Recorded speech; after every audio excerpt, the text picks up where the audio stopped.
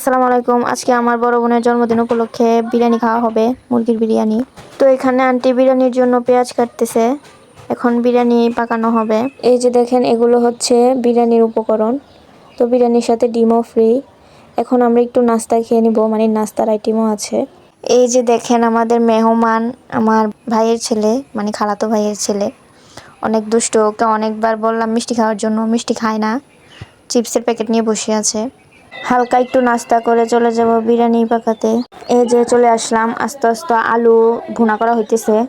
আলু ভুনা হয়ে গেলে বিরিয়ানির যে মশলা আছে ওইগুলোকে ভালো করে কষিয়ে নিয়ে এতে পরিমাপ মতো মরিচ আর বিরিয়ানির মশলা দিয়ে ভালো করে মিশিয়ে একটু পানি দিয়ে নিব। পানিটা মিক্সড করা হয়ে গেলে মুরগির মাংসটা দিয়ে দিব। এত কিছু যে হচ্ছে আমার বড় আপু কিন্তু কিছুই জানে না, ওর জন্য সারপ্রাইজ ছিল। আসলে সারপ্রাইজ পেতে কে না পছন্দ করে, তাও যদি হয় পরিবারের মানুষ, তাহলে তো কোনো কথাই নেই। তো এখানে মুরগির মাংসটা কষিয়ে নেওয়া হলো। এখন আমি আপনাদেরকে দেখাবো ডিম।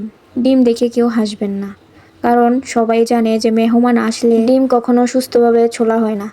এখন খোসা যদি ডিম খেয়ে ফেলে আমাদের কি দোষ বলেন?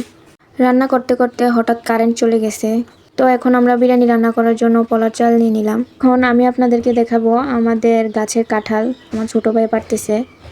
তো রাতে গাছের কাঁঠাল পাড়ার কথা ছিল না, বাট আমার খালামণি আসছে, ওনাকে গাছের কাঁঠাল দেওয়ার জন্য রাতের কাল গাছের কাঁঠাল, পাকা কাঁঠাল। তো আম্মু ধরে রাখছে যাতে পরে না ভেঙে যায়। এত কষ্ট করে গ্রিল দিয়ে ওঠার পরেও কাঁঠালটা সে হাত থেকে কিন্তু ছিটকে পড়ে গেছে। এই হোক, এটা পড়ার কথাই ছিল। তো আবারও চলে আসলাম আমরা রান্নার আইটেমে। এখানে পেঁয়াজ আর তেজপাতা দিয়ে ভালো করে মিশিয়ে পরিমাপ মতো লবণ দিয়ে পোলার চালগুলা দিয়ে দিল।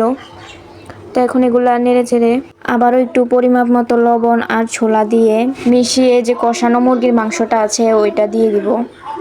তো এভাবে করে কষিয়ে পানি দিয়ে দিব পরিমাপ মতো, মানে বিরিয়ানির পরিমাপ মতো পানি দিয়ে ঢাকনা দিয়ে দিব। তো একেবারেই চলে আসলাম রান্না শেষে সবাইকে বেড়ে দেওয়ার জন্য। আগে আব্বুকে টেস্ট করালাম, কারণ আব্বু যদি বলে যে হ্যাঁ মজা হয়েছে তাহলে অবশ্যই মজা হয়েছে।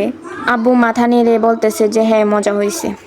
এখন খাওয়া দাওয়া শেষ, চলে যাব কেক কাটতে আমরা। তো কেক কাটা হয়ে গেলে আপুর ছেলেকে খাওয়াই দেয়, সাথে ওইটাও আমার সম্পর্কে একটা আপুর ছেলে হয়, তো ওকেও কেক খাওয়াই দেয়। তো এইভাবে করে আপুর জন্মদিনটা আমরা সুন্দর করে সেলিব্রেশন করলাম। তো আমার আপুর জন্য সবাই দোয়া করবেন, তার আগামী পথগুলো যেন সুন্দরভাবে কাটে।